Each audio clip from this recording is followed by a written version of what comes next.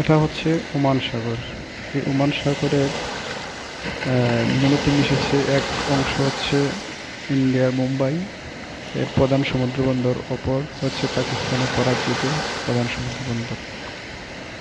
এই সাগরের গভীরতা হচ্ছে প্রায় 5,000 মিটার, আর প্রশস্ত হচ্ছে 2400 কিলোমিটার। 2400 কিলোমিটার মূলত হচ্ছে বাংলাদেশের টেকনাফ থেকে তেঁতুলিয়া হচ্ছে 920 কিলোমিটার।